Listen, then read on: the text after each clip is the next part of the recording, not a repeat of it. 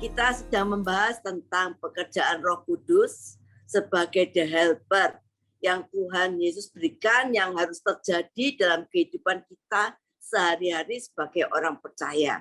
Karena dunia di mana kita hidup adalah dunia yang keras, dunia yang dipenuhi dengan air mata, dunia di mana iblis seperti singa mengaum-ngaum mencari orang yang dapat ditelannya. Maka dari itu kita harus hidup dalam pimpinan Roh Kudus yang menolong kita. Roh Kudus adalah pribadi yang menggantikan Tuhan Yesus. Waktu Tuhan Yesus kembali kepada Bapa, dan Roh Kudus akan diam di dalam kita sampai selama-lamanya. Itu janji firman-Nya. Di mana kita tidak ditinggalkan yatim piatu, dan ketika kita dalam pergumulan, Roh Kudus siap sedia menolong kita supaya kita kuat dan mengatasi setiap persoalan kita. Saudaraku, tanpa Roh Kudus menolong kita, kita tidak akan mampu hidup di tengah-tengah dunia saat ini. Peran Roh Kudus sebagai penolong itu akan membantu kita dalam segala kesulitan dan pergumulan yang ada. Senantiasa kita dikuatkan dalam menghadapinya. Sebab kita harus mengenal Roh Kudus dan mempunyai hubungannya intim, karena ayat yang mengatakan, tetapi kamu mengenal Dia sebab Ia menyertai kamu dan diam di kamu selama-lamanya. Saudara, kita hidup di dalam dunia yang keras. Tanpa pertolongan Roh Kudus, kita nggak mampu untuk hidup menjalani semuanya ini. Seperti yang saya alami di dalam perjalanan perkawinan saya yang 50 tahun yang saya jalani. Saudara tentunya sudah mengerti tentang kesaksian hidup saya, bahwa perkawinan kami itu sudah hampir kandas ketika pada waktu itu masih perkawinan kami berusia 7 tahun, 8 tahun. Itu kami sudah menghadapi perceraian di ambang pintu. Dan pergumulan ini 5 tahun lamanya. Saudara, di mana penuh air mata yang dialami, penuh tantangan, penuh rintangan yang dialami. Tetapi kalau Roh Kudus menyertai kita, Dia penolong menyertai kita, maka Dia akan memampukan kita, memberikan kekuatan kita untuk kita berjalan sampai tujuan dan rencana Allah. Orang yang malang di dunia adalah orang yang tidak mengerti apa artinya dia hidup di dunia ini. Kalau kita mengerti bahwa Roh Kudus itu diberikan pada kita untuk menolong kita, maka Dia sanggup menolong kita di dalam saat-saat apapun hidup kita. Dia pasti datang menolong kita. Asal kita pelihara kehidupan Roh Kudus di dalam kehidupan kita. Saudara, bagaimana 5 tahun perjalanan yang tidak enak dalam rumah tangga saya, di mana perceraian sudah di ambang pintu, ya. Tetapi bersama Roh Kudus, meskipun kadang-kadang rasa tidak kuat, tetapi Roh Kudus itu memampukan kita, memampukan saya untuk saya bertahan dan terus berjalan bersama Dia sampai menuju kemenangan dan kemenangan. Roh Kudus berkata pada saya, kalau saat ini kamu belum menang, itu memang berarti belum waktunya kamu untuk diam, tapi nanti satu saat pada waktunya Tuhan akan memberikan kemenangan pada kita. Saudara, kalau Roh Kudus itu ada dalam kita, maka Roh Kudus itu akan terus bekerja, membersihkan hidup kita dari berbagai bentuk konflik batin, kebencian, atau sifat mementingkan diri sendiri. Kadang-kadang di dalam batin saya ada rasa yang konflik batin, ya. Jadi saya merasa jengkel, saya merasa kepahitan, ya, saya merasa benci dan sebagainya dengan keadaan saya pada waktu itu. Tapi Roh Kudus terus bekerja membersihkan hidup saya, ya, dari segala konflik batin, kebencian kepada suami saya waktu itu, dan tidak mementingkan diri sendiri karena orang-orang berkata, kan kamu masih muda, kamu bisa kawin lagi. Tapi saya untuk anak-anak, saya tidak mementingkan diri saya sendiri. Itu Roh Kudus terus bekerja. Yang kedua, Roh Kudus itu akan menyembuhkan berbagai luka batin, tekanan hidup maupun intimidasi yang selama ini terus membayangi kehidupan kita. Saudara, Roh Kudus itu akan bekerja menyembuhkan berbagai luka batin, ya, tekanan hidup yang kadang-kadang mengintimidasi selama kita terus-menerus membayangi hidup kita. Tetapi Roh Kudus kalau bersama kita, dia bekerja untuk menyembuhkan. Yang ketiga, Roh Kudus itu akan menuntun hidup kita untuk dibawa berkumpul dengan orang-orang benar lainnya yang mencintai kebenaran seperti yang ditulis dalam Mazmur 1. Untuk kita tidak berkumpul dengan para pencemooh, ya, kepada orang yang berdiri di jalan orang berdosa, tidak berjalan menurut jalan orang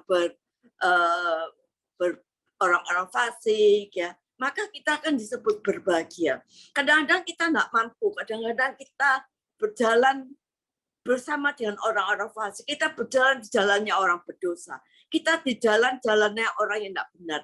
Tetapi kalau Roh Kudus ada dalam diri kita, maka dia akan mengingatkan kita untuk kita tidak berjalan di tengah-tengah orang berdosa dan orang fasik. Karena apa?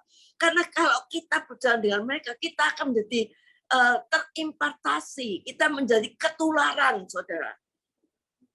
Di mana kita kalau bersama Roh Kudus kita dimampukan, kita tidak berjalan dengan diri kita sendiri, tapi kita dimampukan untuk dituntun, untuk kita berkumpul dengan orang-orang benar dan hidup di jalan yang benar. Keempat, Roh Kudus itu akan memposisikan kita untuk kita selalu ada pengayoman seorang Bapa, ya. Di mana juga Bapa rohani yang mengayomi kita, memberikan tuntunan kepada kita, itu Roh Kudus akan memposisikan hidup kita demikian. Saudara, kalau kita diposisikan untuk kita diayomi oleh Bapa di surga, maka itu luar biasa. Ada perlindungan Tuhan seperti yang tercatat di dalam Mazmur 91 yang setiap kali kita baca. Kalau kita posisi hidup kita ada di dalam pengayoman seorang Bapa surgawi yang demikian, maka hidup kita akan mengalami yang disebut berbahagialah. Saudara, bukan saja diayomi oleh Bapak surgawi, tetapi juga diayomi oleh Bapak rohani kita yang mengempartasikan kehidupan ilahi yang sudah Tuhan bangun di dalam hidupnya untuk kita semua. Saudara, dan yang kelima, Roh Kudus itu akan memperlengkapi kita untuk memiliki dimensi dalam persekutuan pribadi kita dengan Tuhan. Ada banyak orang Kristen, orang percaya yang tidak memiliki persekutuan intim yang hidup dengan Bapa di surga.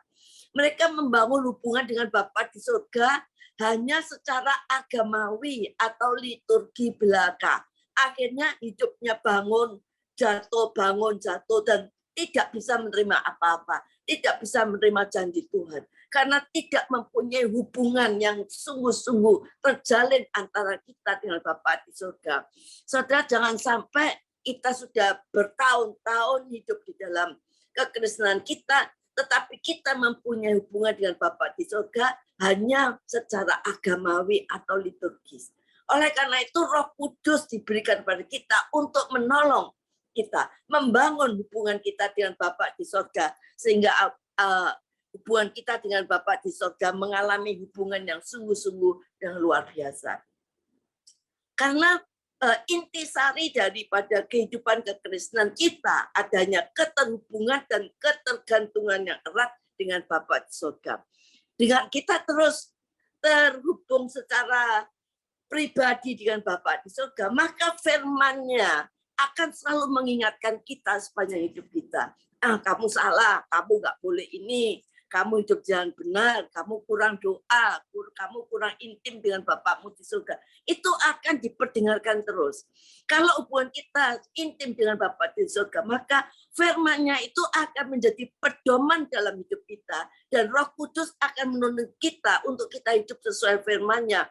Untuk membawa hidup kita terus bertumbuh secara progresif, ya, sampai kita benar-benar kita kuat di dalam Tuhan. Memang kita belum sempurna, tapi melalui Roh Kudus kita akan semakin hari disempurnakan. Dan Dia akan membawa kita untuk mewarisi hati Bapa. Dan dari situlah kita akan mendapati secara gairah, secara lahiriah dan ilahi di dalam kehidupan kita. Jika kita terus memberi diri kita mengalami pekerjaan firman dan roh, maka Dia akan mengubah segala gairah kehidupan kita yang berapi-api, semangat kita yang sungguh-sungguh, itu akan diubah menjadi pekerjaan, yaitu ladang pelayanan yang Tuhan berkati lewat pekerjaan kita sehari-hari. Dan juga kita akan bertumbuh dan menghasilkan buah bagi kerajaannya. Keenam, Roh Kudus itu akan membawa kita kepada kehidupan dimensi yang berguna dan bermanfaat dalam kehidupan kita sehari-hari. Firman Tuhan selalu menjadi pelita bagi kakiku dan terang bagi jalanku. Roh Kudus itu akan membawa kita bertobat dari gaya hidup dan aktivitas yang sia-sia kepada kehidupan yang lebih berguna dan bermanfaat bagi kerajaan surga. Akan ada banyak hal-hal yang detail maupun sederhana yang mulai Roh Kudus koreksi secara pribadi. Dan kalau kita taat, maka kualitas kehidupan kita mulai diupdate menjadi lebih baik, lebih berguna, lebih bermanfaat.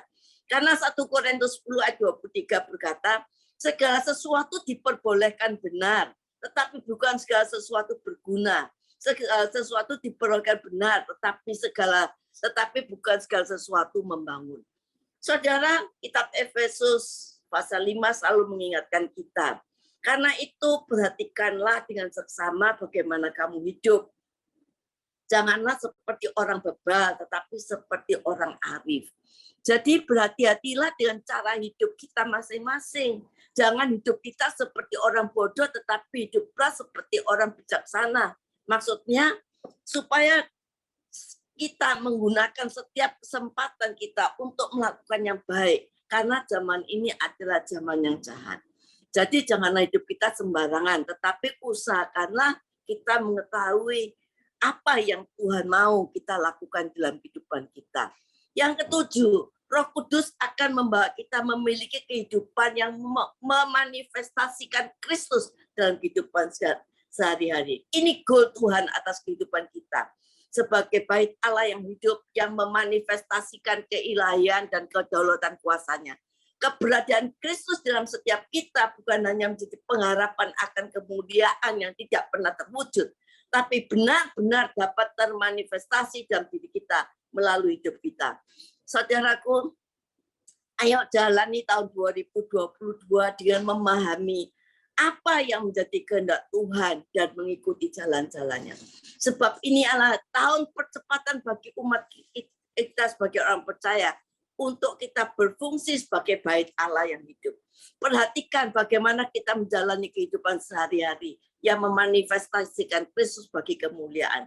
Pastikan kita terus menyelaraskan hidup kita sesuai target ilahi yang Tuhan ingin bangun dalam hidup kita sebagai orang percaya. Biarlah pekerjaan firman Tuhan dan Roh Kudus tercurah di dalam setiap hidup kita. Maka Dia akan menolong kita, membantu kita, dan selalu mengingatkan kita akan segala sesuatu. Kalau hidup kita di dalam hidup yang benar, maka kita akan dialami yang disebut dengan berbahagia. Saudara, seperti yang saya ceritakan tadi, perjalanan hidup perkawinan kami, perjalanan kita yang penuh dengan tantangan, maka Roh Kudus itu akan memampukan kita untuk kita siap, untuk kita tetap bisa berdiri walaupun apapun yang terjadi. Perjalanan perkawinan kami 50 tahun dan usia saya yang saat ini 74 tahun. Satu perjalanan iman yang panjang. Yang pada waktu itu, waktu saya belum disertai bertemu dengan Tuhan, maka saya tidak bisa melakukan semuanya itu. Tetapi setelah saya bertobat, melewati peristiwa apa yang terjadi di tengah keluarga saya, maka saya manifestikan Roh Kudus ini dalam hidup saya. Saudara, dan saya melihat bagaimana pertolongan Roh Kudus setiap saya di dalam pergumulan. Tuhan bangkitkan kembali sehingga saya teguh berdiri lagi. Kadang-kadang saya merasa jatuh, saya merasa enggak mampu, tapi Tuhan bangkitkan kembali. Sampai saya bisa mampu berjalan lagi. Terus berjalan.